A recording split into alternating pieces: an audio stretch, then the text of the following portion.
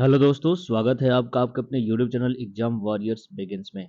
देखिए, आज बात करने वाले हैं जो रोजगार मेला हुआ था अभी 13 तारीख को उसके ऊपर, जिसमें कुछ छात्रों को बुलाया गया था वहाँ पर सेंटर पे और उनको बाय हैंड ज्वाइनिंग लेटर जो है वो दिया गया था। तो इस तरीके का एक बुकलेट दिया जा रहा था जिसमें ये डिटेल्स रखी लिखी गई थी कि 71,000 लोगों को ज्वाइनिंग लेटर दिया जाएगा रोजगार मेले में। और बहुत सारे ऐसे कैंडिडेट थे जिनको बुलाया नहीं गया था, ठीक है? और इस वजह से उनको ये मैसेज आया था, जैसे मुझे भी मैसेज आया था कि आपको जो है ईमेल के थ्रू जो है आपको मिलेगा, आपको जॉइनिंग लेटर मिलेगा या फिर आपके पोस्ट ऑफिस के थ्रू आपको पहुँचाया जाएगा, ठीक है? तो इस तरीके की बातें लिखी गई थी। तो हम यहाँ पे जो बातें जानने वाले हैं इस वीडियो में, पहली बात तो ये कि जो ये दिया गया है, इसके अंदर क्या लिखा गया है, उसमें कौन-कौन से डॉक्यूमेंट माँगे गए हैं और कब ज्वाइनिंग होगी इसके बारे में क्या लिखा गया है। कुछ शर्तें हैं, ठीक है? कुछ शर्तें भी इसमें लिखी गई है कि ज्वाइनिंग करने से पहले आपको कौन-कौन सी शर्तों को फॉलो करना है। अगर आप उन शर्तों को नहीं फॉलो करते हैं तो आप जो है ज्वाइनिंग के लिए एलिजिबल नहीं माने जाएँगे, ठीक है? इसके अलावा क्या बॉन्ड वगैरह भरना है, क्या क्या और डॉक्यूमेंट बनवाने हैं, वो सारी डिटेल जो है इस वीडियो में जानेंगे। फिर जिसको नहीं मिला है, जिनको नहीं मिला है ये वाला, उनको कैसे मिलेगा, है ना? या फिर कब तक मिलेगा, उनकी जॉइनिंग कब तक होगी, इन सभी बातों को हम इस वीडियो में जानने वाले हैं। तो वीडियो इन्फॉर्मेटिव है, आपके लिए ज़रूर आप इसे कंप्लीट देखिएगा। तो चलिए पहले हम देखते हैं कि ये जो पत्र है इसमें क्या-क्या बातें बताई गई हैं। तो देखिए, वो जो बुकलेट मिला था उस बुकलेट में जो है इस तरीके के जॉइनिंग लेटर की इन्फॉर्मेशन थी। तो यहाँ पर सबसे ऊपर जो है आपका जो ज़ोन था उस ज़ोन के लिए लिख दिया गया यहाँ पे पूर्वोत्तर रेलवे कार्यालय मंडल रेल प्रबंधन कार्मिक इज्जत नगर, ठीक है? तो ये इज्जत नगर की जो है वो ज्वाइनिंग के लिए ऑफर आया हुआ है। दिनांक दिया है 10 अप्रैल 2023, लेकिन आपको पता है कि ये 10 को नहीं बल्कि 13 को दिया गया है। इसके बाद अगर देखा जाए तो यहाँ पर जो है आपको कौन से पोस्ट पे ज्वाइनिंग मिल रही है वो इन्फॉर्मेशन दी गई है। तो ये है गुड्स गार्ड के लिए जारी किया गया है एनटीपीसी के लिए, ठीक है? तो एक साथी थे जिनका नाम था मनोज सोनी, उनके द्वारा उनको मिला था और उनको जो पोस्ट है गुड्स गार्ड दी गई है। बाकी डिटेल आपको यहाँ पे नीचे दी जाती है। यहाँ पर देखिए विषय में लिखा गया है कि परीक्षार्थी की गुड्स गार्ड में प्रशिक्षु वेतन बैंड 5200 से लेकर के 20,200 ग्रेड पे पे 2800 लेवल 5 के रूप में, यानी कि ग्रुप सी अस्थायी नियुक्ति हेतु प्रस्ताव पत्र। तो यहाँ पे देखिए ये क्या लिखा गया, अस्थायी, ठीक है? टेम्पररी होता है। ये जो नियुक्ति पत्र होता है वो टेम्पररी होता है, क्योंकि आपको पता है कि इसमें आपको 2 साल के लिए प्रोविजनल पीरियड पे रखा जाता है। उस दौरान आपका जो है मेंटल, फिजिकल और इस तरह के स्टेटस को चेक किया जाता है कि आप रेलवे में काम करने के योग्य हैं या नहीं। इसके बाद ही आपको आगे परमानेंट किया जाता है। तो ये स्टार्टिंग में इंफॉर्मेशन होती है। अब इसके अंदर काफ़ी सारी इंफॉर्मेशन दी गई होती हैं, बट हम सिर्फ उन्हीं इंफॉर्मेशन को पढ़ेंगे जो ज़रूरी है, जो आपको जानना ज़रूरी है। इसलिए वीडियो में बने रहिएगा और वीडियो पसंद आए तो लाइक ज़रूर कर दीजिएगा, ठीक है? बाकी चैनल को सब्सक्राइब करिए क्योंकि ऐसी इन्फॉर्मेटिव वीडियो जो है आपको यहाँ पे मिलती रहती हैं। तो चलिए आगे देखते हैं आगे की डिटेल्स में क्या-क्या बातें यहाँ पे बताई गई हैं। देखिए, अगर आगे हम देखें तो यहाँ पे लिखा गया है महाप्रबंधक कार्मिक गोरखपुर पत्र संख्या, जो भी इन्फॉर्मेशन थी वो सारी दी गई हैं। यहाँ पे लिखा गया आज दिनांक, यहाँ पे लिखा गया है गुड्स गार्ड दिनांक 14 मार्च के द्वारा गुड्स गार्ड वेतन बैंड। तो देखो ये जो है लेटर्स वगैरह पहले से तैयार हो चुके थे इन लोगों के, ठीक है? बट मेरे ख्याल से वेट किया जा रहा था कि रोजगार मेला में देने जाने का, इसलिए इनमें डेट्स वगैरह जो हैं वो अलग-अलग तरीके से दिए गए हैं। अभ्यर्थियों को नामिका प्राप्त हुई है। नामिका के अनुसार आपको गुड्स गार्ड वेतन बैंड ग्रेड पे 28 लेवल 5 का पद हेतु योग्य पाए जाने पर पश्चात इज्जत नगर मंडल में गुड्स गार्ड वेतन बैंड, ठीक है? तो वही यहाँ पे दे दिया गया कि गुड्स गार्ड में है और आपका वेतन बैंड क्या होगा, ठीक है? लेवल 5 दे दिया गया है। तो ये सारी इन्फॉर्मेशन जो है वो आपको दे दी गई है। इसमें लिखा गया है कि प्रशिक्षण के दौरान नियमानुसार वृत्तिका रुपए 29,200 तथा सामान्य महंगाई भत्ता देय होगा। तो देखिए प्रशिक्षण के दौरान जो है ना आपको पूरी सैलरी में आपको क्या-क्या मिलता है वो आप देख लीजिए। तो जो है 29,200 रुपये जो है आपकी बेसिक सैलरी होती है, प्लस जो महंगाई भत्ता यानी डीए डीए कितना अभी मिल रहा है 42%। तो वो जो है आपको यहाँ पर सैलरी जो है वो आपको मिलेगा ट्रेनिंग के टाइम पर ही। इसके बाद लिखा गया है के साथ नियुक्ति के लिए तैयार है। इसके अलावा आप मूल शैक्षिक जाति प्रमाण पत्र तथा आयु के साथ प्रस्तुत करें, जिसकी पुष्टि संतोषजनक होने के पश्चात नियुक्ति प्रदान की जाएगी। तो देखिए ज्वाइनिंग के टाइम पर जो है आपको ये डिटेल्स लेकर के जाने होते हैं। ठीक है, एक मिनट। ज्वाइनिंग के टाइम पर यहाँ पे मांगा गया है आपसे कि आप अपना जितने भी शैक्षणिक पत्र हैं उन सब की जो है मूल प्रति लेकर के जाएंगे। इसके अलावा जाति प्रमाण पत्र और आयु के साक्ष्य के लिए जैसे कि आपका 10th क्लास का सर्टिफिकेट होता है, ये सारे लेकर के जाने होते हैं। इसके अलावा और जो है क्या क्या चीज़ें हैं वो नीचे दिया गया है, उसे भी आप जरूर देखेंगे। तो देखिए यहाँ पर दिया गया है आगे कि चूंकि आप प्रशिक्षार्थी हैं इसलिए आपको अपना प्रशिक्षण सफलतापूर्वक कर लेने पर गुड्स गार्ड वेतन बैंड इतने के 28 लेवल नियुक्ति किया जाएगा। परीक्षा अवधि नियुक्ति तिथि से प्रारंभ होगी।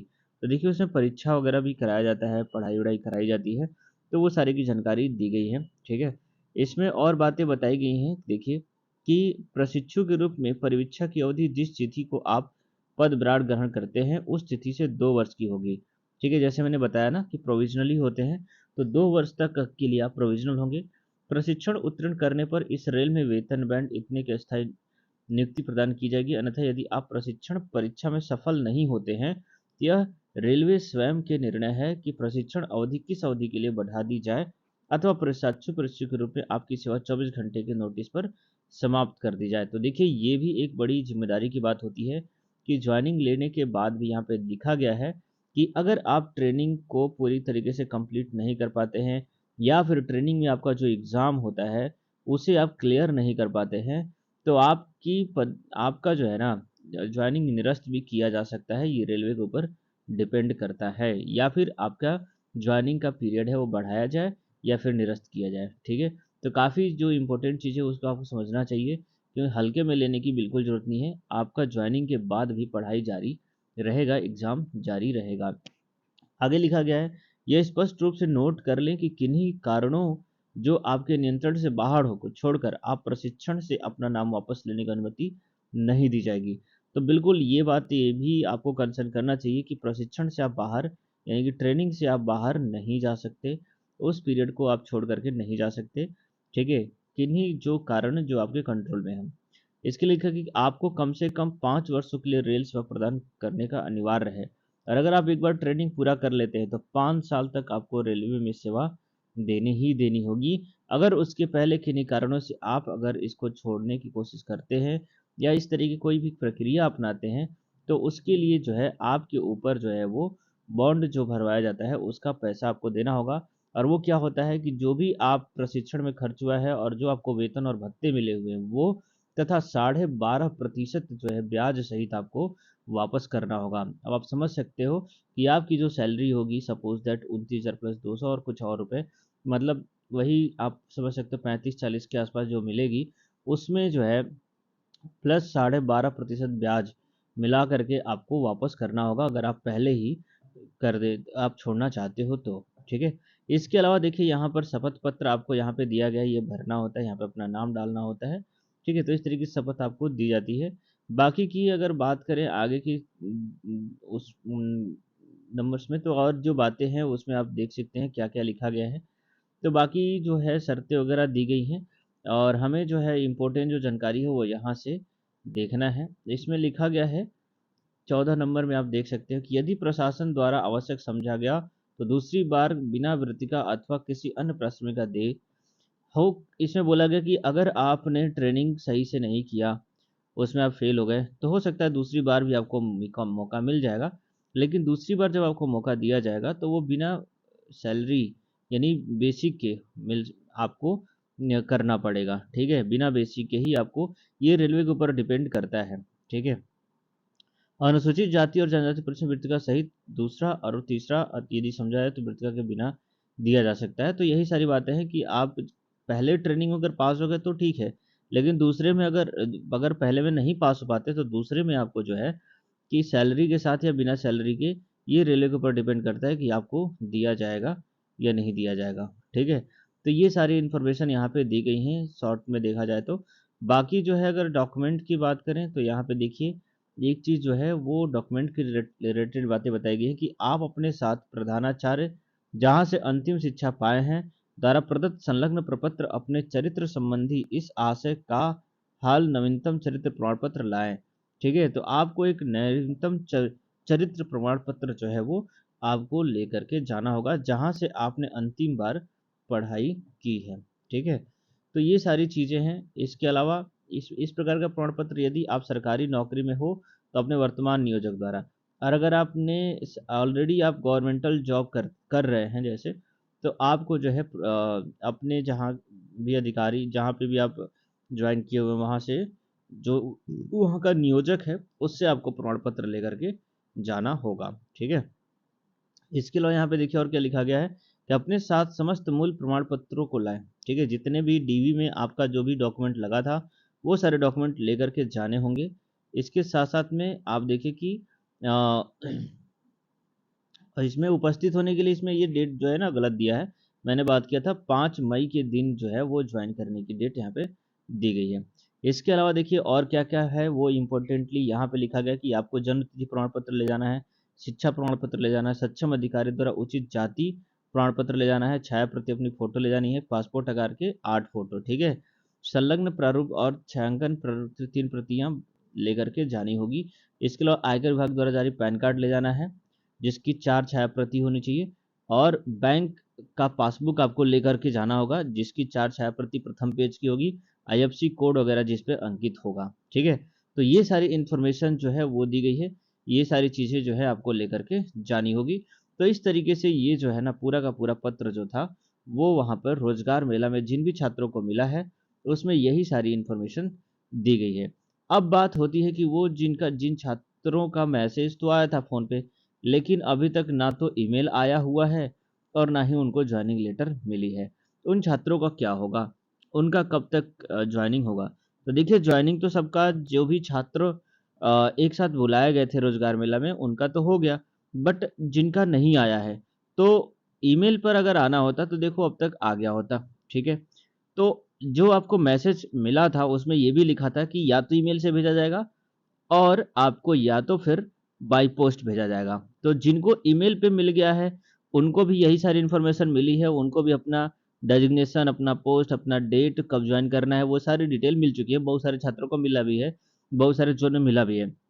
लेकिन कुछ ऐसे ज़ोन हैं जहाँ पर, जैसे कि अगर हम प्रयागराज की बात करें, तो यहाँ पर ग्रुप डी वाले छात्रों को भी मैसेज आया था मोबाइल पर कि आपको मिलेगा, लेकिन अभी तक कोई जो है यहाँ पर इन्फॉर्मेशन मेल, ईमेल वगैरह पे जॉइनिंग के लिए नहीं आया हुआ है।